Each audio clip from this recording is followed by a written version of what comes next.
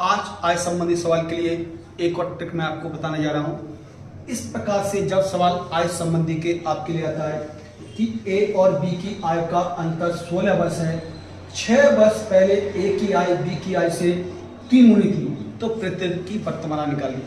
सबसे पहले एक पॉइंट आप समझिए मेरे भाई कि जिसकी आय में जो अंतर है वो अंतर हमेशा समान रहता है। या तो आप पीछे जाओ या आप आगे जाओ, अंतर हमेशा समान ही रहेगा। जैसे हमने कहा यदि किसी की आय एक व्यक्ति 5 वर्ष है और एक व्यक्ति आय समझो 10 वर्ष है, दोनों में कितने का अंतर है मेरे भाई? 5 का। अगले साल ये कितने का हो जाएगा? 6 का। और ये कितने का हो जाएगा? 11 का।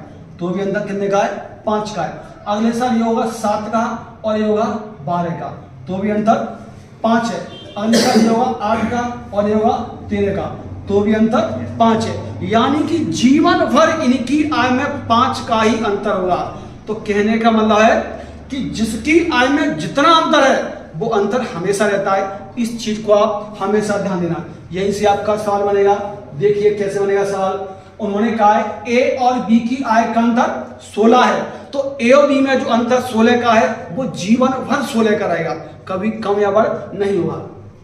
कंडीशन है 6 वर्ष पहले, 6 वर्ष पहले ए की जो आय है वो बी की आय से 3 गुनी है, 1 और ये 3। 6 वर्ष पहले की बात है मेरे भाई, 3 गुना है ए बी से 3 गुना है, तो इनमें अंतर 16 का ही होगा। चाहे 6 वर्ष पहले की बात हो या 6 वर्ष बाद की बात हो, अंतर कभी कम अधिक नहीं हो सकता, अंतर हमेशा सेम रहता है। तो आप देखो इन दोनों में अभी कितने का अंतर है यहाँ पे, तो कितने का है मेरे भाई? 3 में और 1 में 2 का अंतर है। जो 2 की वैल्यू कितनी हो जाएगी? इस अंतर के बराबर होगी 6 के बराबर। कोई इनके अनुपात का अंतर 2 है और आय में कितना अंतर है? 16 का है, जो उसने रियल हमें दिया, ये हमेशा रहेगा ये अंतर। आप इसको काट सकते हो, यानी कि 1 की वैल्यू कितनी आई? 8। अगर इसकी वैल्यू याद रखोगे तो 3 1 की वैल्यू आएगी, याद रखोगे तो बी की आएगी। यहां गुना कर दो तो 8 3 24।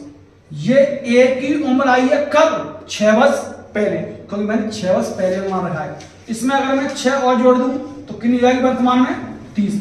क्योंकि 6 वर्ष पहले ये 24 साल का था मेरे भाई, 6 वर्ष पहले। आगे चलूंगा उसमें 6 ऐड करना पड़ेगा मुझे।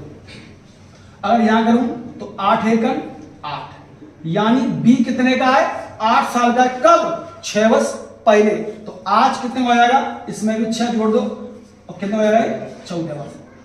इस प्रकार से अंतर वाले सवालों को आप आसानी से बना सकते हो। यहां कितने भी वर्ष बाद या कितने वर्ष पहले पूछे, आप इनका अंतर इसके बराबर रखिए। हमेशा अंतर बराबर ही होता है, चाहे कितने वर्ष बाद या कितने वर्ष पहले।